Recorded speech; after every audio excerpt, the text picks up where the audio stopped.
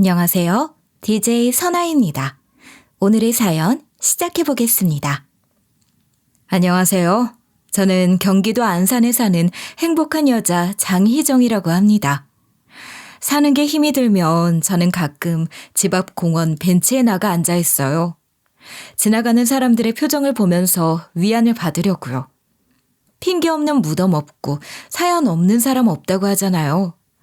평온해 보이는 이 사람들 누구에게나 하나쯤 힘든 일이 있을 거고, 그러면서 희망을 안고 오늘을 살고 있을 거라고요. 그래, 나만 구구절절한 사연이 있는 게 아니라 공원을 걷고 있는 이 모든 사람들도 나보다 더한 사연을 안고 살고 있을 거야 하며 제 자신을 다독거리죠. 그럼 지금부터 제 사연을 풀어볼게요. 혹시나 지금 사는 게 힘든 분들이 제 사연을 듣는다면 꼭 힘이 되시길 바랄게요. 저는 만 나이로 45, 남편도 45, 동갑내기 커플이죠. 저는 재혼이고 남편은 초혼이에요. 제 입장에서는 한 번 다녀온, 그것도 총각과 재혼을 해서 남들이 보기에 성공을 했다고 할 수 있지만 사실 나름 고충이 있죠. 남편과 저의 신혼생활은 여느 커플들과 다름없이 알콩달콩 깨 좋은 복 같지만 세월이 흐르니까 불타오르던 마음도 무뎌지고 요즘은 뜨끈미지근하게 살고 있어요. 저희 커플은 결혼 생활한 지 이제 20여 년이 다 되어가는데 유산을 거듭하다 보니 이제 임신도 되지 않고 반강제로 딩크족의 이름을 올리며 살고 있어요. 아이 대신 키우던 강아지 행복이도 오래전 무지개 다리를 건넜고 이쯤 되면 모든 부부들이 그렇듯 저희 부부에게도 권태기가 찾아온 거죠. 가끔 남편과 이런 얘기를 주고받기도 해요. 여보, 우리 행복이 같은 영리한 애완견 한 마리 더 키울까? 일하고 집에 들어오면 반겨주는 사람도 없고 너무 쓸쓸해. 우리 부부 사이도 너무 무미건조하고 말이야. 이런 말에도 남편은 대답이 없죠. 권태기여도 너무나 메말라버린 우리 부부 사이. 내가 한번 갔다 와서 그런가? 근래에는 이런 생각도 자주 들었어요. 연애 때나 신혼 때는 나만 바라보고 내 말을 믿어주고 나를 참 많이 아껴주던 야채가게 총각이 요새는 제 얼굴 한 번도 쳐다봐주지 않고 아주 차가운 얼음가게 총각이 되어버렸네 라고요. 제가 투덜거리면 남편이 그러더라고요. 됐어. 기다려봐. 우리도 곧 남들 가정처럼 다복해질 테니까. 이게 대체 무슨 말인지 그때는 몰랐는데 이 말이 무슨 뜻인지 이제는 남편이 내뱉은 그 말의 속뜻을 알 것 같아요. 아무튼 불과 몇 년 전만 하더라도 남편은 설거지도 곧잘 해주고 무거운 거 있으면 들어주고 제가 불편한 게 있을까 봐 집안 여기저기 살펴줬죠. 화장실 청소는 내가 해야지. 우리 마님 시키면 되겠어? 자기야, 거기에 음식물 쓰레기도 둬. 내가 가서 비우고 올게. 자기는 저기 소파에 누워서 얼굴에 팩 붙이고 있어. 여자한테 피부는 생명이라더라. 제가 지금은 팩 한 장밖에 못 사주지만 돈 많이 벌어서 피부과 정기권 끊어줄게. 그리고 가게에 제일 좋은 과일이나 야채가 들어오면 따로 빼놓고 저를 가져다 줬죠. 여보, 와서 이것 좀 먹어봐. 참외가 새노랗게 정말 잘 익었지. 크기도 장난 아니다. 어서 먹어봐. 냄새부터가 확 단내가 풍기는데? 뿐만 아니라 생일 선물과 결혼 기념일은 해마다 빵빵하게 챙겨주던 남편이었죠. 자기야, 올해 결혼 기념일에는 일본 온천 여행이나 다녀오자. 당신 좋아하는 온천물에 가서 뜨거운 물에 몸 좀 푹 담그고 그동안 쌓인 피로나 풀고 오자고. 남편은 사우나 같은 뜨거운 찜질을 좋아하지도 않으면서 저를 위해서라면 불구덩이라도 들어갔죠. 그러던 남편이 올해는 결혼 기념일을 기억조차 못하더군요. 너무나 서운해서 결혼 기념일 당일에 눈을 뜨자마자 넌지시 떠보았죠. 자기야, 오늘 무슨 날인지 알아? 글쎄, 오늘 화요일이잖아. 자, 나 오늘 일이 있어서 가게 못 나갈 것 같아. 당신이 직원 데리고 알아서 하라고. 하면서 아침 대바람부터 꽁지가 빠지게 나가버리는 겁니다. 요즘 그런 날이 하루 이틀이 아니었어요. 매년 결혼 기념일마다 이벤트를 해주던 남편은 어디 가고 이제는 기념일조차 기억도 못하고 심지어는 요즘 무슨 일인지 밖으로 놔두는 남편이 됐죠. 하루는 저와 직원 둘이서 가게 일을 종일하고 늦은 퇴근을 한 뒤 집에 돌아왔는데 대문 앞에 택배가 잔뜩 쌓여 있는 거예요. 놀라서 남편에게 전화를 걸었죠. 여보, 뭐가 잘못된 것 같아. 집 앞에 택배가 왕창 쌓여 있어. 난 택배 주문한 거 없는데 이거 택배기사한테 전화해서 가져가라고 하는 게 맞지? 그치? 그랬더니 남편 하는 말이 당신 그거 손도 대지 마. 그대로 둬. 다 내가 주문한 거야. 뭐라고? 저는 깜짝 놀랐어요. 평소에 무슨 물건을 인터넷으로 주문하냐면서 물건은 직접 가게에 가서 눈으로 확인하고 사는 거라고 강조하던 사람이, 게다가 인터넷 쇼핑몰 가입조차 안 해서 아이디도 없는 사람이 이게 무슨 말입니까? 이걸 다 당신이 주문했다고? 왜? 어디다 쓸 건데? 라고 했더니만 화를 버럭 내면서 당신 그거 손도 대지 마. 상자 열지 말고 그대로 둬. 나 금방 집에 들어간다. 라고 목소리를 높이는 겁니다. 어이가 없어서 정말. 대체 이 많은 택배 상자 안에는 뭐가 들어있을까요? 당장 상자를 열어보고 싶었지만 그날 하필 집 앞에서 지인들 모임이 있어서 나가봐야 했죠. 그래서 저는 그 택배의 내용물에 대한 궁금증을 그대로 아는 채 집을 나서야만 했어요. 이건 아무것도 아니에요. 심지어는 매달 야채 가게 정산 금액이 줄어들더군요. 장사가 안 되는 것도 아니고 매달 차이가 있어봐야 1, 20만 원 차이인데 최근 들어서는 몇백만 원 차이가 나는 겁니다. 수상했죠. 너무나 열이 받아서 두 팔을 걷어붙이고 남편에게 따져 물었어요. 당신 대체 요즘 왜 그러는데? 왜 안 하던 짓을 하는데? 할 짓이 없어서 장부 금액을 삥땅 쳐? 야채 가게 말아먹을 생각이야? 당신이 그러면 나도 일 안 해. 장사 안 할 거라고. 제가 버럭 화를 내자 남편은 살살 기면서 저에게 그러더군요. 정 여사님, 화나셨어요? 미안합니다. 다음 달부터는 안 그럴게요. 하면서 쏙 빠져나가는 거예요. 남편이 대체 왜 이렇게 변했는지 그 이유를 알 수 없었죠. 심증만 있고 물증은 없어서 뭐라고 단정지어 말을 할 수도 없고 그저 속으로 생각했죠. 꼬리만 잡아봐라. 내 가만두나 하는 심정으로 하루하루를 벼르고 있던 참이었어요. 그러던 와중에 빨래를 하려고 세탁기 안에 남편 옷을 넣으며 주머니를 뒤지는데 식당 영수증이 여러 장 나오는 게 아니겠어요? 당신 이 식당 간 거야? 누구랑 간 건데? 라고 물었죠. 그랬더니 남편이 아주 어색한 목소리로 거기 친구들이랑 그러더군요. 이것도 이상 야릇한 냄새가 났지만 남편은 더 이상 얘기를 하려 하지 않고 이 영수증으로 제가 뭘 어떡하겠어요. 그리고 며칠 뒤에 이런 일이 또 반복됐어요. 제가 좋아하는 곱창집 결제 영수증이 남편의 위도 안주머니에서 나오는 거예요. 그냥 넘어갈 수 없었죠. 그래서 당연히 남편에게 물었죠.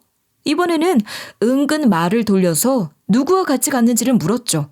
이 집 곱창 나도 좋아하는데 여전히 맛있지? 곱 왕창 들어있지? 같이 먹은 사람들이 뭐래? 맛있대? 소주에 딱이래? 라고 하는데 남편이 텔레비전을 보고 있다가 은연중에 한다는 말이 몰라. 난 안 먹고 포장했어.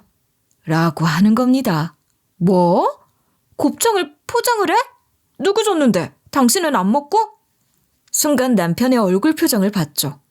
뭐라고 답을 해야 할지 몰라 어벙해하는 남편은 끝내 핑계를 찾지 못하고 낮은 목소리로 중얼중얼 하더군요. 가만히 있을 수가 있어야죠. 더 물어보려고 하는데 남편은 자리에서 일어나 화장실로 들어가 버리더군요. 점점 남편에 대한 화가 쌓여가려던 찰나 제가 몸살이 나버렸죠. 남편은 가게 일을 소홀히 하죠. 아무리 직원이 있다 한들 가게 주인이 신경 써야 할 일들이 한두 가지가 아닌데 그 일을 저 혼자 다 도맡았죠. 게다가 밖으로 놔두는 남편이 대체 무슨 짓을 하고 다니는지 신경을 쓰다가 제대로 알아누워 버린 거죠. 아침에 자리에서 일어나 가게를 나가려고 하는데 도저히 몸이 말을 듣지 않는 거예요. 할 수 없이 그날 하루 가게 나가지 않고 쉬려고 했죠. 병원에 갈 힘도 없어서 혼자 끙끙 앓고 있는데 이날따라 왜 이리도 전화가 많이 걸려오는지 속 편히 쉴 수도 없었죠. 특히 거래하고 있는 업체 한 곳에서 수십 통 전화를 해대는 거예요. 할 수 없이 전화를 받았더니만 다짜고짜 소리를 지르는 거예요. 아니, 김 사장, 전화를 왜 이렇게 안 받아요? 제가 어제부터 수백 통 전화를 해야 되는데 결제해달라고요. 오늘까지 입금 안 해주면 이자가 얼만 줄이나 알아요? 그 이자 김 사장 내가 해줄 거예요? 몇십 년 거래하면서 이런 일이 한 번도 없어서 믿고 기다렸는데 대체 요즘 왜 그러는 거예요? 당장 김 사장 연락해서 돈 보내세요. 하고는 또 끊어버리는 겁니다. 자존심상 남편에게 먼저 전화를 걸고 싶지 않았지만 할 수 없이 제가 먼저 전화를 걸어야만 했죠. 하지만 방금 전화한 업체 사장의 말처럼 남편은 전화를 받지 않았어요. 급한 마음에 가게로 전화를 걸었죠. 직원에게 남편을 바꿔달라고 하려고요. 그랬더니 직원 하는 말이 사장님 방금 일 보러 급하게 나가셨는데요. 아무리 급한 일이 있어도 전화하지 말고 저 혼자서 알아서 하라는데요. 그러는 겁니다. 남편은 지금껏 장사를 하면서 한 번도 직원 혼자 가게를 맡겨두는 일이 없었는데 요즘 따라 가게 일도 소홀히 하고 이상해졌어요. 이게 대체 무슨 일일까요? 이 구린내는 대체 뭘까요? 그리고 주말이 다가왔어요. 그날도 남편은 새벽에 들어와서 하루 종일 잠만 자는 거예요. 토요일은 오전부터 손님들이 밀리니 빨리 나가야 한다고 해도 제 말에 들은 척도 하지 않고 코를 드르렁드르렁 골며 자는 거예요. 대체 어젯밤 늦게까지 무슨 짓을 한 건지, 어찌나 남편이 꼴도 보기 싫던지 엉덩이를 발로 한번 뻥 차고 가게에 나가려는데 남편이 하는 잠꼬대가 제 귀를 의심하게 만들었죠. 우리 미숙이가 가까운 곳에 이사 오니까 좋다. 이제야 발 뻗고 자겠어. 미숙이라고? 이건 여자 이름인데? 이 사람한테 여자가 생겼나? 내 의심이 맞는 건가? 순간 저는 얼음땡이 되어버렸어요. 한참을 멍하니 서 있다가 다시 속으로 불러봤어요. 미숙이? 그 여자 이름이 미숙이? 가게에 일을 하러 나갔는데 온통 머릿속엔 미숙이라는 이름밖에 없어서 실수 연발이었죠. 파 한 단을 달라는데 계산은 파 2단 값을 하질 않나. 사과 사러 온 사람에게 바나나를 담아주질 않나. 하루가 엉망진창이었죠. 그런 제 모습을 보더니 직원이 그러더군요. 사장님, 어제 못 주무셨어요? 들어가서 좀 쉬세요. 이제 손님 좀 빠졌으니 저 혼자 쉬엄쉬엄 해도 될 것 같아요. 저는 직원에게 가게를 맡기고 시원한 물 한 잔을 마신 뒤에 곰곰이 요즘 남편의 행동들을 되돌려봤어요. 그러다 며칠 전에 집에 많이 왔던 택배가 생각이 났어요. 그래서 당장 남편에게 전화를 걸어서 물어봤죠. 여보, 얼마 전에 택배 말이야. 집 앞에 엄청 쌓여있던 거. 그거 어떻게 됐어? 집에는 안 보이던데? 반품한 거야? 정말 당신이 주문한 거 맞아? 그래, 내가 주문한 거 맞다니까. 다 쓰일 곳에 썼으니까 당신은 신경 꺼. 하면서 귀찮아하는 겁니다. 전 너무나 화가 났어요. 아니, 그러니까 당신이 주문한 그 택배 물건들이 집에 어딨어? 뭘 주문했는지 나도 좀 보자고. 제가 듣고 싶은 말은 하지 않고 나 지금 피곤해. 더 잘 테니까 전화하지 마. 하면서 뚝 끊어버리는 겁니다. 부글부글 끓어오르는 속을 억지로 삼키며 집에 갈 준비를 하는데 직원이 다가와서 저에게 그러는 겁니다. 사장님, 잠시 말씀드릴 게 있는데요. 제 월급이 안 맞는데요? 뭐? 월급이 왜 안 맞아? 왜? 지난달하고 똑같은데? 에이, 이건 아니죠. 요새 가게 문을 밤 9시까지 오는데 월급 더 주셔야죠. 주신다고 하셨잖아요. 이게 무슨 생뚱맞은 소리입니까? 가게 문을 밤 9시까지 열었다고? 누가 9시까지 장사하래? 바깥 사장님이요. 아니, 요새 밤 9시까지 장사하는 거 사모님은 모르셨어요? 사장님이 돈 필요하다고 가게 문 더 오래 여시잖아요. 제가 이걸 모르고 있었네요. 아니, 이 인간 대체 어디에 돈을 쓰길래 야채 가게 문을 밤 9시까지 여는 걸까요? 가게 문은 9시까지 연다는데 정상 금액은 훨씬 더 적고 대체 이게 무슨 일일까요? 도대체가 무슨 일인지 궁금해 죽겠는데 남편은 늘 그랬던 것처럼 싱글벙글 웃고 다니더군요.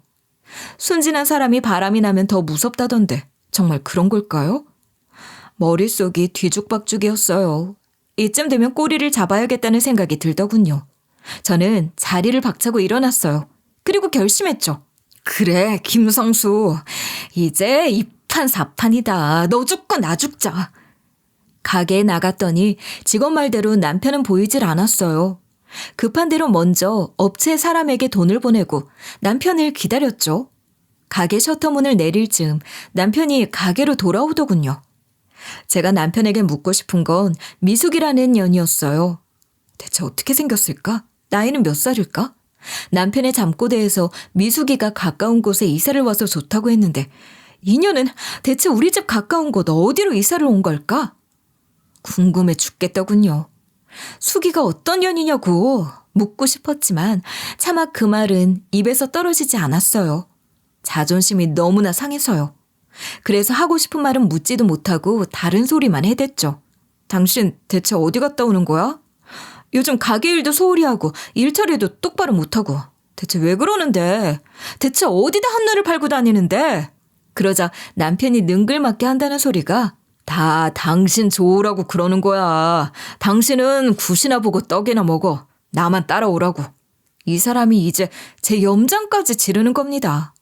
제 기분 따위는 안중에도 없고 그저 천하태평이더군요.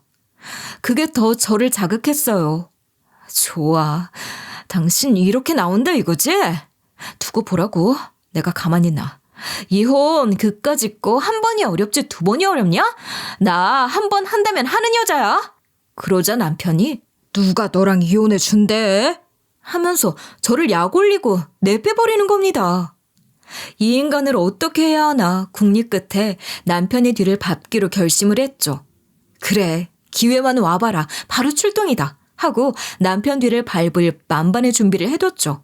그리고 다음날 아침이었어요. 남편이 뜬금없는 사우나를 간다면서 휘파람까지 불어가면서 준비를 하는 거예요. 오호라, 오늘이구나 싶더군요. 저는 내색하지 않고 기다렸어요. 당신 답답하다고 사우나 안 다니잖아. 근데 왜 사우나를 가신다고 하실까? 그게 나도 나이가 들어서 그런가. 요즘 사우나가 그렇게 좋다. 피로 푸는데 그만이야. 하면서 남편이 난데없는 너스레를 피우더군요. 홀커니 너 이제 딱 걸렸어. 내가 2번 이혼녀가 되더라도 바람둥이랑은 안 산다. 이렇게 속갯말을 했죠. 그렇게 남편이 문 밖으로 나가고 나서 일부러 뜸을 들여 저는 1분 뒤에 현관문을 밀고 나갔죠. 그리고 엘리베이터 층수가 어디로 가는지 확인하는데 그런데 이게 뭘까요? 사우나를 간다는 사람이 우리 아파트 위층으로 올라가는 게 아니겠어요? 이건 확실한 증거입니다. 저는 확실한 실마리를 잡은 겁니다. 우리 집 아파트 전체 층수는 21층이고 우리 집은 20층인데 위로 올라갔다는 건 바로 위 21층에 그 숙인년을 둔 거잖아요. 생각해보니 몇 달 전에 우리 집 바로 위층인 21층이 좋은 가격에 팔렸고 새로 이사를 왔다는 얘기도 들었었는데 그때 제가 속으로 21층은 이사를 왔으면서도 이웃한테 떡 한 쪽도 안 돌리네? 라고 생각했던 기억이 있죠. 기가 막힙니다. 이 연놈들이 저만 모르게 아주 판을 기가 막히게 짰더군요.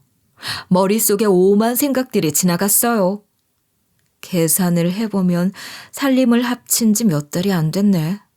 초장에 잡은 게 어디야. 인연을 어떻게 할까?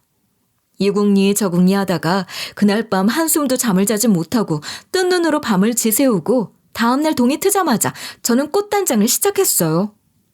곧 죽어도 내 남편과 바람피운 여우 같은 연합해서 미모로 뒤지기는 싫었거든요. 그리고 제가 애지중지 기른 손톱을 깎았죠. 손톱 막 자르고 피부를 핥히면 가장 아프잖아요. 그리고 마음을 가다듬고 씩씩하게 위층으로 올라가서 현관벨을 미친 듯이 눌렀어요. 현관 모니터에 내 얼굴 보고 안 나오기만 해봐라. 그럼 이 문은 부숴버리고 들어갈 테니까. 하는 각오로 콧바람을 씩씩 불어댔죠. 요란한 벨소리가 울리자 문 안쪽에서 미숙이란 년이 자기 왔어? 나 머리 감는 중. 하고 톤을 높여 말하더군요. 어라, 그 사이에 남편 놈이 밖에 나갔나 보네. 더 잘 됐어 라고 생각하는데 미숙이 년이 코맹맹이 소리를 하면서 자연스럽게 문을 여는데 정말 머리를 감는 중이어서 머리카락에서 물기가 떨어지니까 수건으로 머리를 감싼 채로 나와 문고리를 열어주더군요. 그러다 미숙이란 년이 저를 보더니 어머나 하면서 급 당황을 하면서 놀라는 겁니다. 눈치가 제 얼굴을 아는 것 같았어요.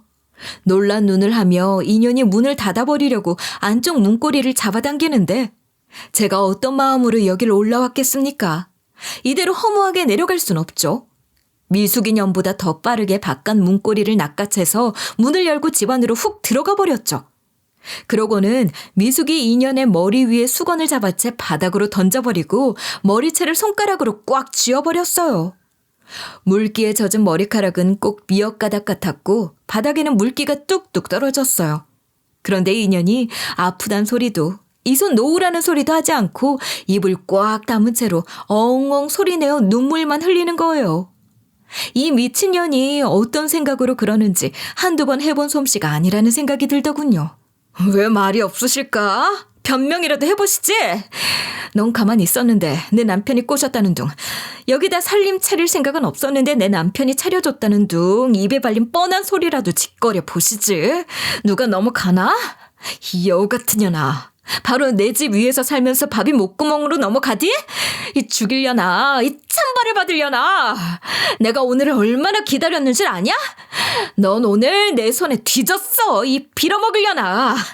하면서 인연의 머리카락을 다 뽑아버릴 듯 움켜잡고서 흔들어대는데 순간 거실에 어떤 물건이 눈에 들어와 저는 온몸이 굳어버리고 말았어요. 저의 뇌도 시간도 모두 정지해버렸습니다. 꽉 쥐고 있던 미숙이의 머리카락이 저의 열 손가락에서 빠져나갔죠. 그리고 저도 모르게 그만 목구멍 저 끝에서부터 감춰두었던 무언가가 터져나오기 시작했어요. 바로 제 눈앞에 사진이, 세상에서 가장 소중한 사진이 거실에 떡하니 걸려 있었거든요. 온몸에 힘이 빠져버려서 저는 그 자리에서 주저앉아 버렸어요. 가슴에 누르고 눌러 꽉꽉 담아두었던 말이 터져버릴 것 같았지만 목구멍이 굳어버렸는지 한마디도 나오질 않았어요. 그저 꺼이꺼이 흐느껴 오는 소리만이 저도 모르게 흘러나왔어요. 숙이도 저처럼 소리 없이 눈물만 흘리고 있었어요. 그렇게 잠시 시간이 지난 뒤에 저의 소리가 터졌어요. 20년 가까이 잊고 지낸, 아니 가슴에 묻어두었던 게 화라산처럼 터져버렸죠.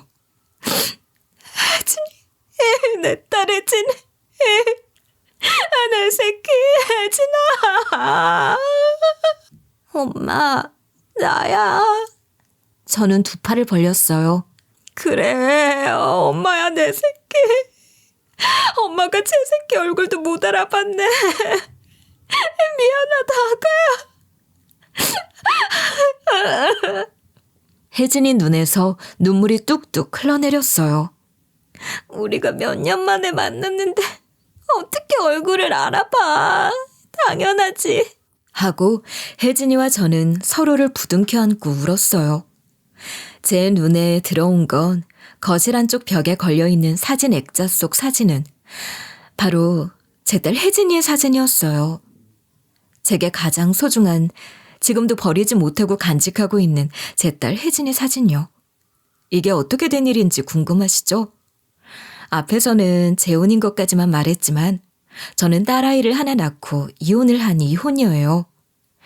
어린 나이에 사랑에 눈이 멀어 결혼을 했는데 나이도 새파랗게 어린 남편이란 작자가 술집 여자랑 두 집 살림을 하고 있더군요. 그 사실을 알게 된 뒤로 저는 가타부타 이유도 묻지 않고 임신한 채로 미련 없이 이혼을 해버렸어요.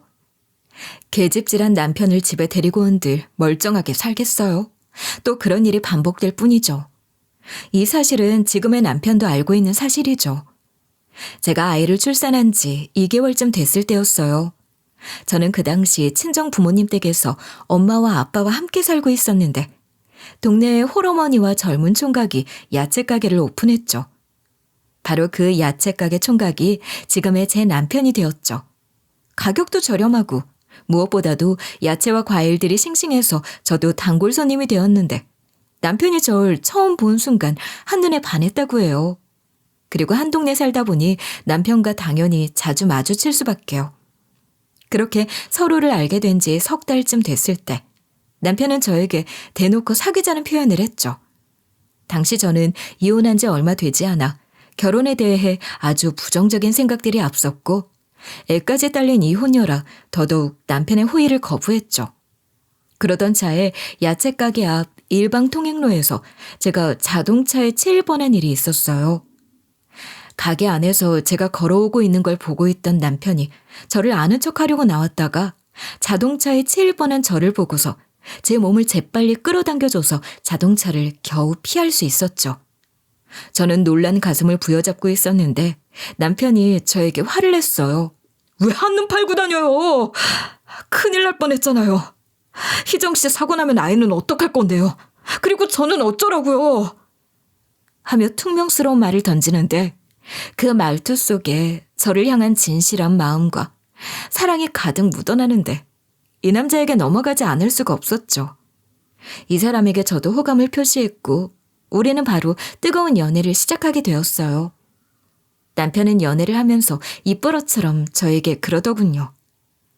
봄, 여름, 가을, 겨울 4계절 한 번씩 겪어보고 난 뒤에 나는 당신한테 프로포즈 할 거야. 라고요. 남편은 정말로 연애를 시작하고 봄, 여름, 가을, 겨울 4계절을 한 번씩 겪고 난 1년 뒤에 저에게 프로포즈를 했어요. 장미 꽃다발과 다이아 반지를 저에게 안겨주면서 하루라도 빨리 결혼을 하자면서 조르기 시작했어요. 난 아직 결혼 준비가 안 됐어. 조금만 더 기다려줘. 당신도 알잖아. 난 혼자가 아니라 혜진이 엄마라는 거. 솔직히 전 마음의 준비가 되어 있질 않았어요. 이혼녀가 재혼에 있어. 그것도 초혼인 남자와 결혼을 하는데 생각하지 않는다면 그건 예의가 아니죠. 이혼녀가 초혼인 남자와 결혼을 했을 때 생길 모든 경우의 수를 저는 생각하고 있었죠. 특히나 제 딸 혜진이의 문제에 대해서는 답을 내릴 수 없었어요. 그러던 어느 날 남편의 한마디 말에 제 마음이 흔들려버리고 말았어요. 내 딸이 아빠라는 존재를 아주 어려서부터 받아들였으면 해. 남편은 이미 제 남편이자 제 아이의 아빠까지도 준비를 하고 있었던 거였어요. 그 말에 저는 남편에게 감동을 받지 않을 수 없었죠. 그리고 전 남편의 마음에 큰 용기를 내어 시어머니께 인사를 드리러 갔어요. 시어머니가 절 버선발로 마중 나와주실 거라고는 상상도 하지 않았고 욕먹을 각오도 되어 있었죠. 아니나 다를까 시어머니는 이혼녀인 저를 게다가 호까지 딸린 저를 마음에 들어하지 않으셨어요. 아장아장 걷기 시작하는 제 딸을 입에 올리시면서 말을 함부로 하셨어요. 어디서 뻔뻔스럽게 혹 달린 애 엄마 주제에 총각을 후려서 결혼을 하재? 아주 재주도 좋아. 그런데 말이야, 나 호락호락한 사람 아니야. 그렇다고 막힌 사람도 아니고. 그런데 결혼은 절대 안 되고 즐기고 싶은 건 다 즐겨. 남자는 그런 거 흉도 아니다. 내 아들 돈이 탐나면 다 달라고 해. 내가 우리 아들 돈 다 줄게. 그러니까 결혼만은 하지 마. 내 눈에 흙이 들어가도 결혼만큼은 안 돼. 남의 새끼한테 나 할머니 소리 듣고 싶지 않아. 하시고는 남편에게는 이 미친놈아. 어디 여자가 없어서 남의 새끼 딸린 이혼녀를 좋아해. 네가 차선 사업가야? 너 바보야. 왜 미치는 장사를 하지 못해 안달이여. 장사꾼이 돼가지고 셈이 안 되냐? 세상에 반은 여자야 이 멍청아. 하필 여자가 없어서 애 딸린 이혼녀랑 결혼을 한다고 설쳐? 아이고 내가 속이 터진다. 속이 터져 이 미련한 놈아. 시어머니의 그런 말에도 남편은 자신의 뜻을 불도저처럼 밀고 나갔어요. 엄마, 사람을 봐야지. 왜 조건을 보고 그러세요? 저는요, 희정이가 너무 좋아요. 희정이랑 너무 잘 맞단 말이에요. 그리고 희정의 딸 혜진이도 제 자식처럼 잘 키울 자신 있고요. 이미 제 딸이나 마찬가지라고요. 대체 뭐가 문제라는 거예요? 그런데 이 와중에 어린 혜진이가 남편에게 아빠 아빠 하며 부르는 거예요. 그 말에 시어머니가 더 열이 받아버린 거죠. 끝까지 남편이 뜻을 굽히지 않자 하루는 시어머니께서 저를 찾아와 단도직입적으로 얘기하시더군요. 너무 서운하게 생각하지 말고 들어라. 네가 네 자식이 소중하듯 나도 내 자식 소중하다. 내 자식이 왜 남의 자식을 제 자식처럼 키워야 하는지 난 이해가 안 간다. 만약 우리 아들과 죽어도 결혼하고 싶다면 그 아이 두고 내 아들과 결혼해라. 그렇지 않고 아이와 헤어질 수 없다면 아이 데리고 소리 없이 내 아들 곁을 떠나다오. 진짜 내 아들을 사랑한다면 그래다오. 부탁이다. 아이를 두고 저만 결혼을 한다 해도 저는 아이를 맡길 곳이 없었어요. 그리고 그럴 생각은 추호도 없었고요. 어떻게 어미가 되어서 내가 낳은 새끼하고 떨어져 살 수가 있어요? 차라리 결혼을 안 하는 게 낫지. 저는 남편에게 헤어지자고 말했어요. 그랬더니 남편이 저에게 화를 버럭 내더군요. 그러고는 시어머니 집으로 달려가서 드러누워 버렸어요. 한 달 동안 밥도 먹지 않고 자리에 누워서 단식 투쟁을 시작한 거죠. 결국 시어머니는 남편의 고집에 두 손 두 발을 다 들고 말았죠. 그렇게 저는 태어난 지 2년도 되지 않은 어린 딸아이를 데리고 재혼을 하게 됐어요. 결혼 후에 남편은 자신이 했던 말 그대로 제 딸을 제 자식처럼 아끼고 사랑해줬어요. 시어머니는 그런 남편을 볼 때마다 제 가슴을 치면서 마땅치 않아 하셨죠. 못난 놈, 돌 떨어진 놈, 아이고 속 터져라. 내가 너무 오래 살았나 봐. 아이고 여보, 날 좀 데려가 하셨죠. 이런 시어머니를 볼 때면 제가 이기적이라는 생각이 들었지만 이 사람이 없었더라면 세상에 아빠라는 존재 없이 자랐을 제 아이가 아빠와 두 눈을 마주하며 까르르 웃어대는데 그렇게 감사할 수가 없었어요. 정말 결혼하길 잘했구나 생각하며 행복한 결혼 생활을 누렸죠. 그러던 어느 날이었어요. 그날따라 거래하던 농장 세 군데에서 오겠다는 말 한마디 없이 과일이며 야채들을 저희 가게에 내려놓고 간 거예요. 남편과 전 정신없이 물건들을 쟁여가면서 또 물건을 사러 오는 손님들에게 물건들을 팔고 계산을 하느라 정신이 없었죠. 이제 곧 3살이 되어가는 딸아이는 그날따라 어찌나 칭얼거리던지 제 등에 업고 일을 했죠. 남편은 그런 딸아이를 데리고 집에 먼저 들어가라고 하지만 정리할 물건이 태산이고 손님이 미어 터지는데 그럴 수 있나요? 손님 좀 빠지면 집에 들어가겠노라고 하고 열심히 장사를 하는데 마침 시어머니가 가게 안으로 오셨더군요. 어머니 마침 잘 오셨어요. 오늘따라 일손이 부족해서요. 바빠서 화장실 갈 틈도 없었는데 잠깐만 아이 좀 봐주세요. 저 화장실 좀 갔다 올게요. 하고 저는 제 등에 엎여있는 혜진이를 시어머니 품에 안겨드렸죠. 예전 같으면 네 자식을 왜 내가 보니? 하면서 역정을 내셨을 분이 그날따라 제 말에 아무런 답도 하지 않으시고 아이를 받아주시더군요. 그러시면서 따뜻한 목소리로 그래 갔다 와라. 천천히 다녀와 하시는 겁니다. 고마운 마음을 안고 얼른 볼일을 보고 가게로 들어왔는데 글쎄 가게 안에는 시어머니도 없고 딸도 없는 겁니다. 여전히 손님들은 가게 안에 미어 터지고요. 남편에게 물었죠. 어머닌? 혜진은 같이 나간 거야? 그러자 남편이 가게에 없어? 나가는 거 못 봤는데. 에이 과자라도 하나 사주시려고 슈퍼나 가셨나 보지. 하면서 정신없이 물건 정리를 하더군요. 그래요. 저도 시어머니가 혜진이를 데리고 요 앞 슈퍼에 가서 과자나 하나 사주시려나 보다 생각하고 저는 또 손님들에게 물건을 팔기 시작했죠. 그런데 10분이 지나도 오지 않고 30분이 지나도 1시간이 지나도 딸아이도 시어머니도 오지 않는 겁니다. 걱정이 돼서 막 밖으로 나가 찾아보려던 참인데 시어머니가 가게 안으로 들어오시더군요. 표정이 굳어 있었어요. 어머니 어디 다녀오시는 거예요? 혜진이요. 혜진이는 어딨어요? 그런데 혜진이는 보이지 않았어요. 덜렁 시어머니 혼자 가게 안으로 들어오신 거예요. 제 딸 어딨냐고 재차 묻는데 시어머니께서 그때 대답을 하시더군요. 네 딸 놀이터에서 잃어버렸다. 암만 찾아다녀도 없어. 이 일을 어떡하니? 남편과 전 놀라지 않을 수 없었어요. 저는 놀라서 그 자리에서 주저앉아 버렸고 남편은 그 길로 놀이터로 쏜살같이 달려나갔죠.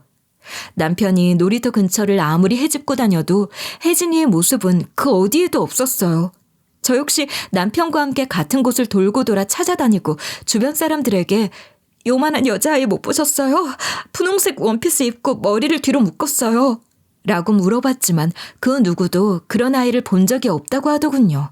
남편은 경찰서로 달려가 미아 신고를 하고 경찰과 함께 또 온 동네를 찾아다녔지만 제 딸 혜진이는 그 어디에서도 찾을 수 없었죠. 몇 날 며칠을 저와 남편과 그리고 경찰이 찾아 헤맸는지 그 어디에도 혜진이의 모습은 찾을 수가 없었어요. 누구 하나 혜진이와 비슷한 아이를 봤다고 한 사람도 없었어요. 결국 단 하나의 단서도 찾지 못했죠.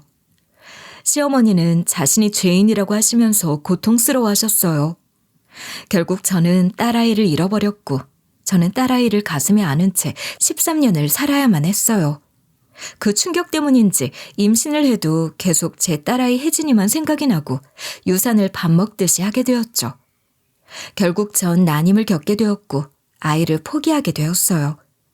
딸아이를 잃어버리고 처음엔 물 한 방울도 목구멍에 넘어가질 않았지만 모진 목숨이 자식을 잃고도 사라지더군요. 시간이 약이더라고요. 시간이 흐를수록 딸아이에 대한 기억이 점점 사라지더군요. 언젠가는 딸아이를 만나겠지. 어딘가에 잘 살고 있겠지. 그렇게 믿으면서 전 살았어요. 그런데 지금 제 눈앞에 딸아이가 살아있는 거예요. 지금 제가 보고 있는 이 거실에 걸려진 사진은 제가 가장 좋아하는 제 딸아이의 사진이죠. 저는 딸아이를 붙잡고 눈물을 흘렸어요. 그렇게 만져보고 싶었던 딸아이의 볼을 어루만지면서 엄마가 미안해. 그동안 널 찾지 못해서 미안해. 라고 말했어요. 그러자 혜진이도 눈물을 흘리면서 이제 우리 만났잖아. 대체 이게 어떻게 된 일일까요? 저는 어느 정도 마음을 가라앉힌 후에 남편에게 전화를 걸어 빨리 혜진이 집으로 오라고 했죠. 그간의 일들이 너무나 궁금해서요. 저와 통화를 마친 남편은 바로 혜진이 집으로 왔고 한참을 머뭇거리다가 자초지종을 얘기해줬죠. 사실 이 모든 게 시어머니의 자작극이었더군요. 여보, 내가 엄마를 대신해서 사과할게. 사실 엄마는 그날 혜진이를 놀이터에서 잃어버린 게 아니었어. 그 말에 저는 깜짝 놀랐어요. 뭐라고? 내 딸을 놀이터에서 잃어버린 게 아니라고? 그럼 뭔데? 내 딸을 어떻게 한 건데? 그럼 내 딸을 버리기라도 했단 말이야? 남편은 차마 말을 잇지 못하고 머뭇거렸어요. 한참 뒤에 마음을 추스르고 나서는 얘기를 다시 시작하더군요. 그랬더라고. 혜진이를 입양 보냈더라고. 그것도 합법적이지 않게. 그랬으니 아무리 혜진이를 찾아다녀도 찾을 수가 없었지. 제 딸 때문에 결혼을 반대했던 시어머니는 결국 제 아이를 합법적이지 않은 방법으로 다른 사람의 아이가 되게 하려고 했던 거라고 합니다. 아이는 꼴도 보기 싫고 정상적인 입양을 한다면 금방 제가 찾아낼 것 같으니까 좋지 않은 방법을 찾아낸 거죠. 시어머니는 우연찮게 보육원이나 입양 전문기관이 아닌 개인 간의 입양을 하려는 사람들이 모이는 인터넷 카페를 어떻게 알게 되셨다고 해요. 그 카페에 모인 회원들은 각자의 개인적인 사연으로 합법적인 입양을 할 수 없는 사람들이래요. 당시 시어머니는 그 나이치고는 컴퓨터를 잘하는 편이어서 쉽게 이런 인터넷 카페에 접속을 하게 되었고 양부모가 되고 싶어하는 사람에게 제 딸을 넘겨주겠노라고 약속을 했다고 해요.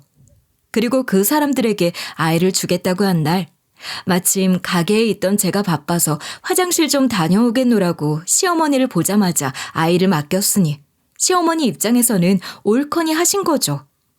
평소 제가 아이를 좀 봐달라고 부탁하면 네 딸을 내가 왜 봐주냐? 그러시던 분이 그날따라 순순히 제 등에 엎여있던 아이를 받아주셨잖아요. 시어머니 입장에서 잘 됐다 싶어서 제가 화장실에 간 틈을 타서 딸아이를 깨워 데리고 나간 거죠. 그리고는 인터넷 카페 모임에서 만난 사람에게 제 딸아이를 줘버린 거예요.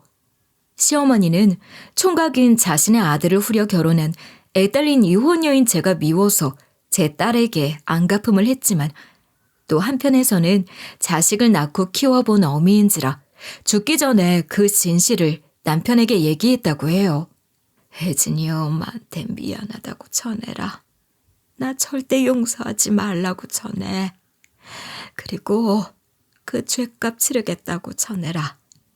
나 지옥에 가서 그 벌 받으마.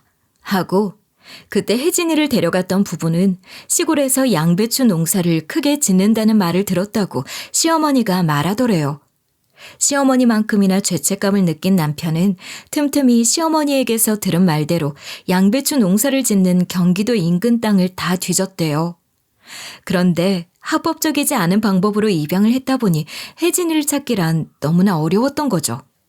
혹시라도 제가 기대에 부풀어 있을까 봐서 남편은 미리 혜진이를 찾는다는 말을 저에게 하지 않았고 혼자서 시간이 날 때마다 혜진이를 찾아 헤매고 다녔던 거예요. 그러다 결국은 혜진이를 찾는 걸 포기하려고 했대요. 그런데 기적 같은 일이 남편 앞에 일어났다고 해요. 하늘이 제 모녀를 위해 만들어준 일일까요? 아니면 남편의 노력에 감동을 한 걸까요? 정말 우연치 않게 혜진이를 남편이 찾게 된 거예요. 남편은 혜진이를 찾고 나서 엄마 아빠 가까이에서 살자며 우리 집 위층으로 이사를 올 수 있게 도와준 거라고 해요. 한 집에 살아도 되지만 혜진이는 이미 성인이고 게다가 남자친구도 있으니까요. 남편이 잠꼬대로 불렀던 미숙이라는 이름은 양부모가 지어준 이름이라고 해요. 자신이 미숙이라는 이름으로 살았는데 갑자기 혜진이라는 본명을 부르면 어색할 것 같아서 남편은 혜진이가 편해질 때까지 미숙이라는 이름을 불렀던 거고요. 남편은 혜진이가 편하게 살 곳을 마련해주기 위해서 저 모르게 가게에 돈을 빼돌리고 가게 문도 밤 늦게까지 열어서 장사를 했던 거예요. 그리고 혜진이를 위해서 외식도 자주 하고 곱창 포장도 혜진이 주려고 했던 거라고 해요. 그래서 가게 문을 늦게까지 열었던 거야? 다달이 정산 금액도 틀리고? 그래서 그 돈 가져다가 혜진이 집 마련한 거야? 난 그것도 모르고 당신 바람 피운다고 의심했잖아. 그럼 그렇지. 내 남편이 바람낼 사람이 아니죠. 제가 괜한 의심을 했더군요.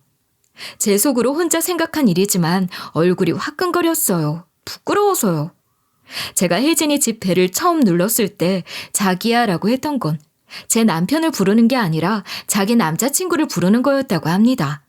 그리고 남자친구 성격이 급해서 배를 여러 번 누르는 습관이 있어서 그저 남자친구였을 거라고 문을 열어준 거라고 해요. 그런데 하필 그때 인터폰이 고장나서 현관문 모니터에 화면도 뜨지 않고 배를 엄청 눌러대니 당연히 남자친구겠거니 열어줬는데 느닷없는 제가 나타나서 머리카락을 잡아버린 거죠.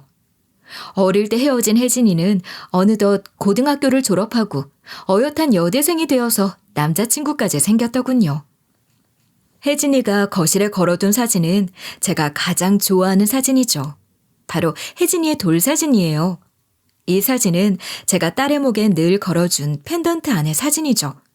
한 장은 제가 갖고 한 장은 딸에게 주려고 사진을 인화해서 펜던트에 넣어둔 거죠. 아마 이 사진이 아니었더라면 저는 딸을 알아보지 못했을 거예요. 남편이 혜진이를 찾은 것도 이 펜던트 때문이었다고 해요. 혜진이를 어떻게 찾아야 될지 막막했는데 하루는 경기도 평택을 남편이 찾아다녔더래요.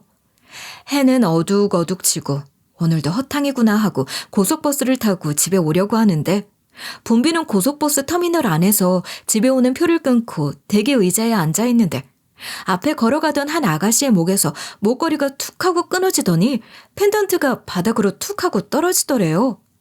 어딘가를 바쁘게 가던 아가씨는 자신의 펜던트가 떨어진 것도 모르고 달려가길래 남편은 그 펜던트를 주워서 아가씨에게 전해주려고 바닥에 떨어진 펜던트를 주워 들었는데 펜던트가 바닥에 떨어지면서 뚜껑이 열리고 남편이 그 사진을 보게 된 거라고 해요. 그 사진은 제가 남편에게 자주 보여주었던 혜진이의 돌 사진이라서 남편은 금방 알아차릴 수가 있었던 거죠. 혹시 혜진이 아니야? 아닌데요. 사람 잘못 보셨어요.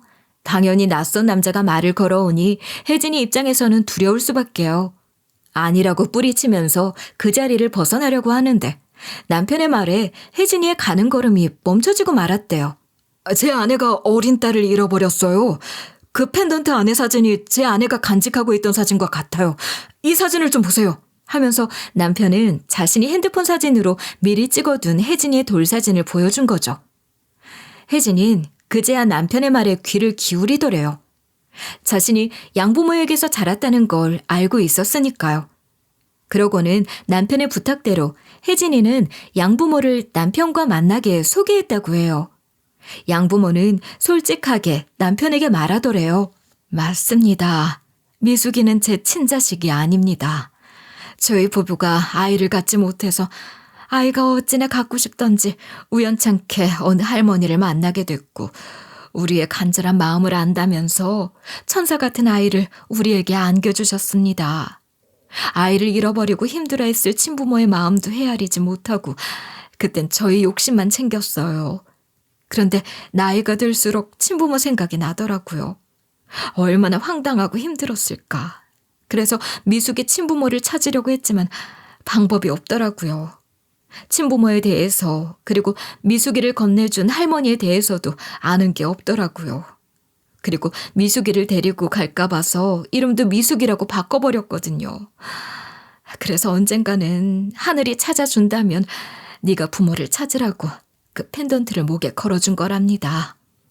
혜진이의 양부모도 시어머니처럼 평생을 죄책감에 시달렸다고 해요. 어찌되었던 혜진이 엄마의 동의 없이 할머니의 말만 믿고 아이를 데려왔으니까요. 양부모님은 시어머니를 찾으려고 백방으로 수소문했지만 찾을 방법이 없었다고 해요. 그래서 그 죄책감을 씻는 방법으로 혜진이를 더욱더 친자식 이상으로 키웠다고 해요. 두 부부에게는 혜진이밖에 없었다고 해요. 그리고 혜진이가 20살이 되던 해 친부모가 따로 있다는 사실을 알려주었고 시어머니에게로부터 아이를 데리고 올 때 목에 걸고 있었던 펜던트를 내어주며 절대 잃어버리지 말라고 당부했다고 해요. 이 사진 절대로 잃어버리지 말아라. 사람 일은 몰라. 어느 날 갑자기 이 사진 보고 네 부모가 나타날 수도 있어. 그럼 그때 이 사진 보여줘. 혜진이는 이 사진을 목에 걸고 다니면서 양부모와 함께 친부모를 찾기 위해 길을 썼지만 쉬운 일이 아니었다고 해요. 법에 어긋난 방법으로 입양을 했다 보니 입양 관련 서류가 하나도 존재하지 않았으니까요. 그러던 와중 정말 기가 막힌 우연으로 남편을 만난 거죠. 이런 걸 보면 정말 만날 사람은 어떻게든 만나게 되는 것 같다는 생각이 들었어요. 혜진이는 남편이 마련해준 이 집에 들어오자마자 엄마를 그리워하는 마음에 펜던트 안에 돌사진을 확대해 거실에 걸어놓았다고 해요. 왜 남편에게 진즉 말하지 않았냐고 하니까 남편은 조금 더 혜진이의 생활이 안정되면 혜진이와 함께 저에게 이 모든 사실을 밝히려고 했다고 해요. 혜진이도 마음의 준비가 필요했다면서요. 얼싸안고 펑펑 울고 있는 저와 혜진이 앞에 남편이 무릎을 꿇었어요. 두 사람에게 내가 얼굴 들 면목이 없어. 나 때문에 두 사람 헤어진 거잖아. 미안해. 내 엄마를 용서해줘. 당신이 마음고생하면서 산 그 세월 내가 보상해줄게. 그 빚 앞으로 다 갚을게. 부디 우리 엄마를 용서해줘 여보. 그리고 혜진아, 아빠가 더 잘할게. 하며 진심 어린 눈물을 흘리더군요. 이제 와서 누구를 원망하고 누구를 용서합니까? 이렇게 우리가 다 같이 만나 한 집에서 살게 됐는데요. 이제 우리 가족에게 필요한 게 남은 생 동안 행복을 누리는 거라고 생각해요. 남편과 저와 혜진이는 따뜻한 봄날 하늘에 계신 시어머니를 찾아뵈러 갔어요. 그리고 한마음으로 기도를 드렸죠. 당신을 미워하는 마음 없으니 그곳에서 편히 지내시라고요. 이제 우리도 행복한 시간을 보낼 테니까요. 제 긴 이야기 들어주신 여러분 감사합니다. 혹시나 가족을 잃어버리고 힘들어하고 있다면 제 얘기를 통해서 기적을 기대해 보세요. 눈에 보이지는 않지만 세상에 희망은 꼭 존재하는 것 같아요.